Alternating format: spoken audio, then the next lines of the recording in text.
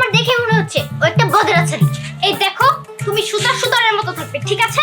তবে আপনার এখান থেকে একটা ছেলে আমার মেয়েকে ডিস্টার্ব করছে, আর কখনো যেন আমার বাড়িতে ঢুকে আমার মেয়েকে ডিস্টার্ব না করে।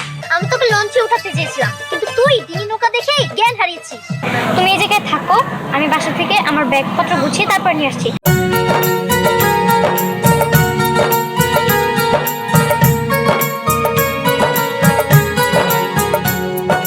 এই নেপাল তুই একে টানা আনবি না, তোর কাম কর, তুই বাইশলার কাম ধরে যা। বাইশলার দুর্ম ভালো কথা, কিন্তু কর্তা খুব দেখা কোনো যা বাসা চুল খাইতেছে, কর্তার খবর কি আমি নাই রে? তুই এদিকে সামলা, তোর কর্তা এটা দেখিস আমি লাইতাছি। এই শোন, শেখে গোবাইতে কাম করবার নিয়ে কোনো ঝামেলা পাকাইস না, বাইরে কিন্তু শেষ দিয়ে দিব। এই মালুর ভোগ, তুই মালু নেল থাকবি, এত বড় বড় কথা কসকে। আমি এলাম শেখের পোলা, শেখের মেয়ের নাকি তুই বিশ করবই, এই তো আমার নাকি তোর নাকি যায়, তুই এত কথা কসকে। তুই তোর কর্তার সামলা যা, আমি শালাই বেদাল একটা ফালাবো, কর্তা কোন দিয়ে যে একটু নিয়ে আইছে না। হেই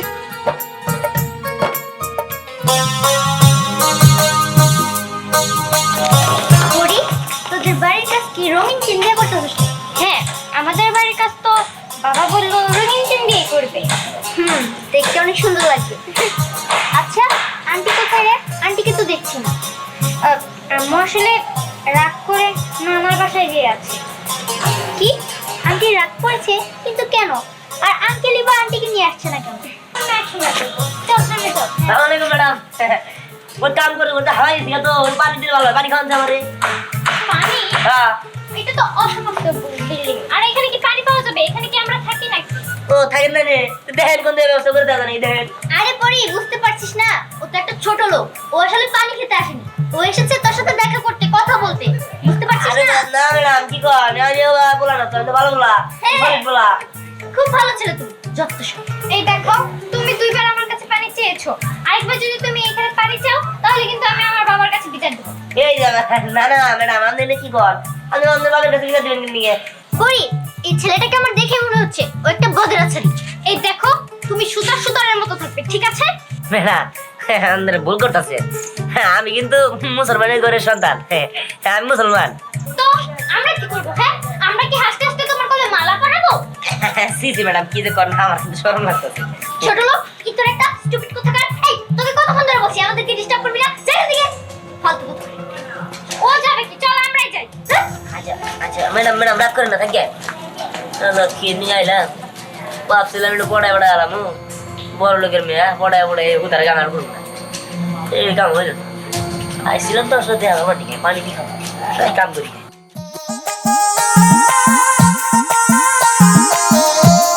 নেপাল, আরে আর নেপাল কোথা, তোমার 100 বার করে কইলাম শেখের বেটারে কাম শিখাও না। হ্যাঁ কি সে? আরে শেখের বেটা তো মার গিলাবো, কি দেখতে পারি কোনো পানি খাবার নিয়ে গেছে। বলিস কি? হ্যাঁ, এইবার একটা সুন্দরী মেয়ে আছে না, ওটার সাথে ওটার বান্ধবী হয়েছে আরেকটা, ওটাও সুন্দরী।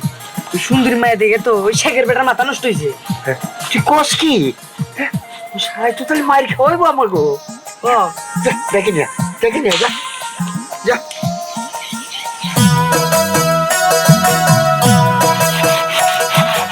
এই যে হ্যাঁ, কেরা আপনি আসছেন, পানি যাক, পানি নিয়েছেন ভালো হয়েছে। আপনি যে আমাকে একটু পর পর যে ডিস্টার্ব করবেন, এই কারণে আপনাকে এক ঝোঁক পানি এনে দিয়েছি। আপনি আর কখনো দয়া করে আমার ওইখানে যাবেন না, ঠিক আছে? না এটা কি বা কথা বললেন, আমি বাড়িতে কামে আইছি, ওই কিছু না লাগলে তো আপনার কাছে যাবো। আমি কি এই ফ্যামিলিতে একা? আমার বাবা আছে না, আমার বাবার কাছে যে যাবেন। হেই, আমার বাপের কাছে যাবো, আমার বাপের দেখে কি জানি আমার স্মরণ করে। আমাকে দেখলে আপনার শরম করে না? করে কিন্তু কিঞ্চিত কম। ওই পানি দিলে কি হবো, পানি দিলে কি আবার আত্মত ক্ষয় যাবো নাকি? না, পানি দিলে অন্য কারোর কাছে কিছু হবে না, কিন্তু আমার কাছে অনেক ডিস্টার্ব ফিল হবে এবং আমার কাছে বিরক্ত লাগছে এইসব, ঠিক আছে? এই কারণে আমি আপনাকে এক ঝোঁক পানি দিয়েছি। এখানে আপনি সারাদিন ধরে খাবেন, আমার সমস্যা নেই, ঠিক আছে? ঠিক আছে, তুমি যত যাই কর নাকি, আমি তো যাবো। ওই সুতায় না গেলেও অন্য সুতায় যাবো, পানি সুতা না দিলেও অন্য যে কোনো একটা সুতাতে তোমার দেখা করবো। আমার তো দামটা তোমার প্রেম করা।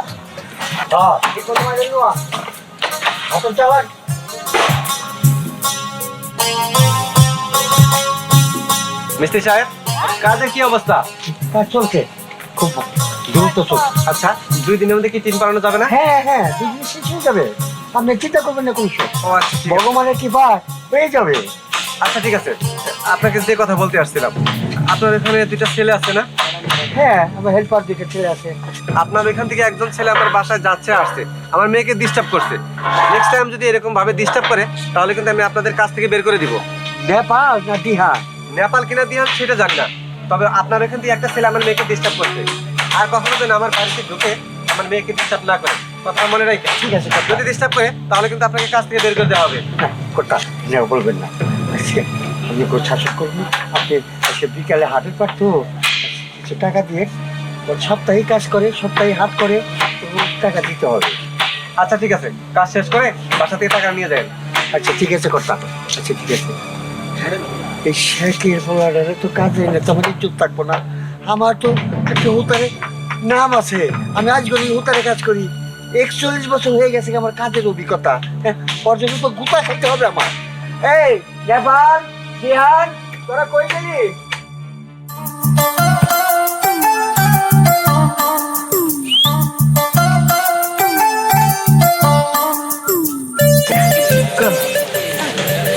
দিহান কোথায়? ওই দিয়ান, দিয়ান তো টাউডের একশন শালায় জেনে যায় হেনে বেজাল বাজায়।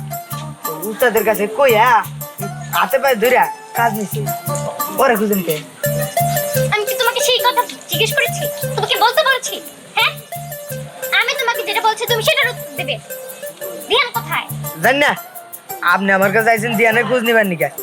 আমি আরো মনে করছি যে আপনি আমার খোঁজ নিবার নিকা আইছেন। যাও কাজ করো, তোমার খোঁজ নিয়ে আমার লাভ কি? যাইতেছি যাইতেছি, দিয়ান কোনে আছে এটা জানলে কম না। আরে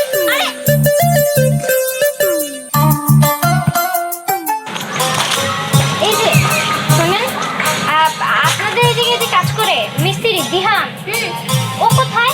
তুমি কে জানো মা? আপনারা তো আমাদের বাসায় কাজ করতে তা মা তুমি দিহানকে খুঁজতেছো কেন? ওই তো ওনার সাথে আমার একটু দরকার ছিল, কথা ছিল কিছু। শোনো মা, তোমার একটা কথা বলি।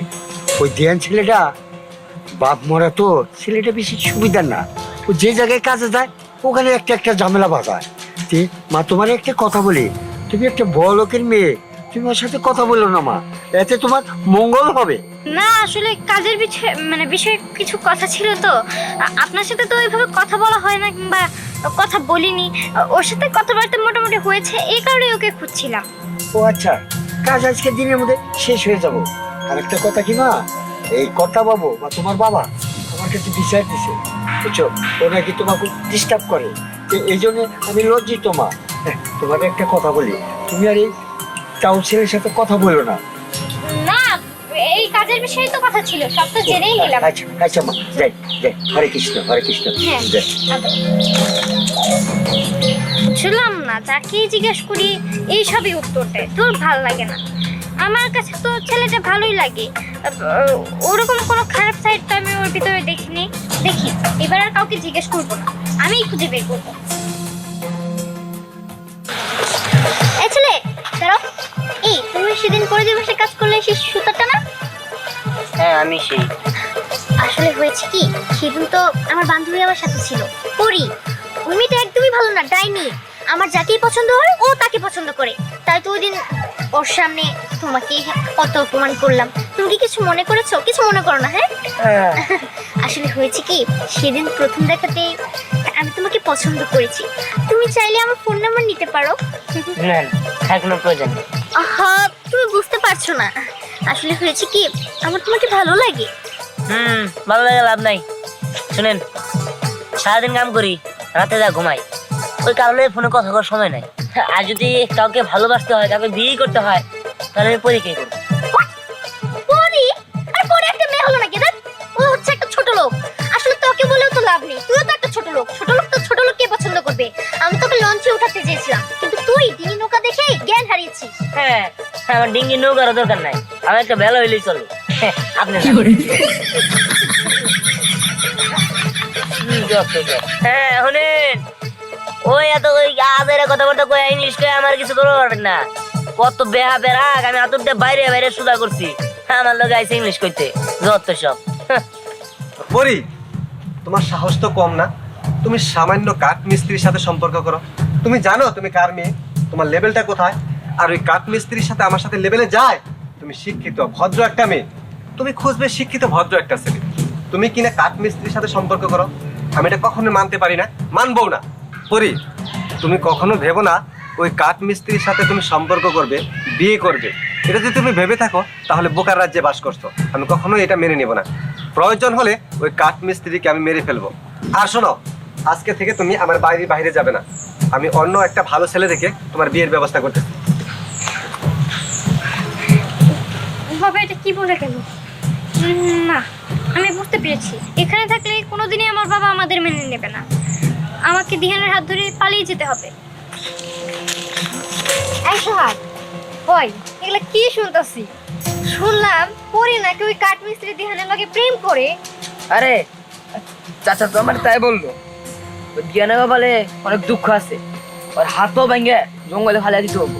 হ্যাঁ, তাই করা দরকার। ওর কত বড় সাহস! হ্যাঁ, ও হইতেছে বামন হয়ে চাঁদের দিকে হাত বাড়ায়।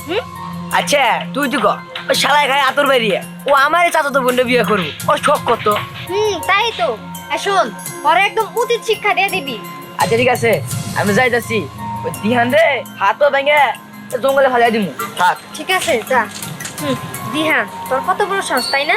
তুই সামান্য কাঠ মিস্ত্রি হইয়া ওই পরি মেয়ের সাথে প্রেম করস। তোর প্রেম এবার ছুটবো।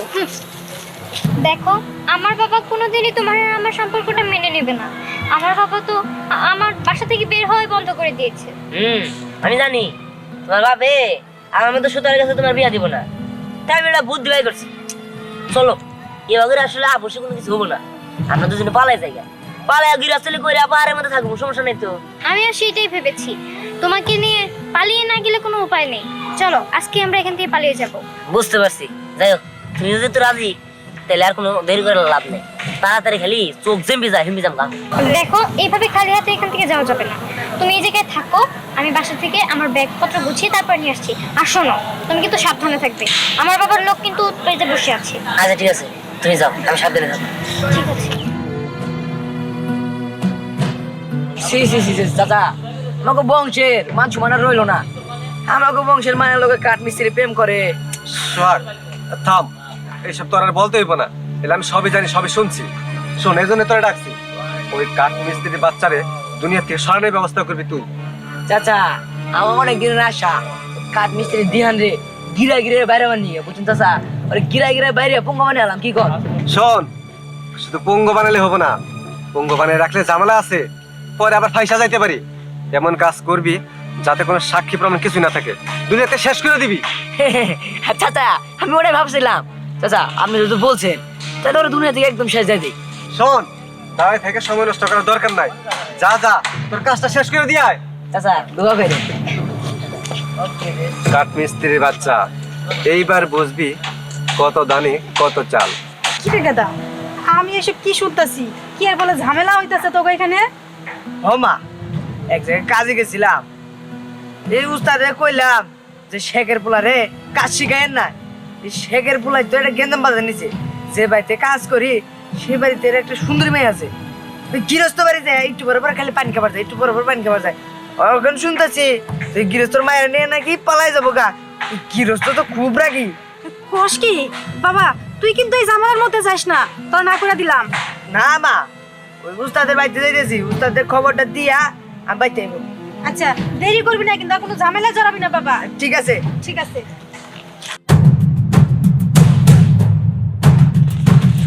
মেরছো, চলো। যাই হোক, ভালো হয়েছে।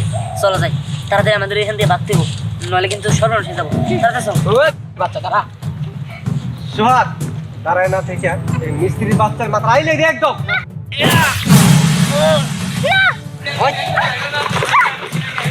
চল। দিহান, আমাকে ছাড়ো, আমি দিহানকে ছাড়ো।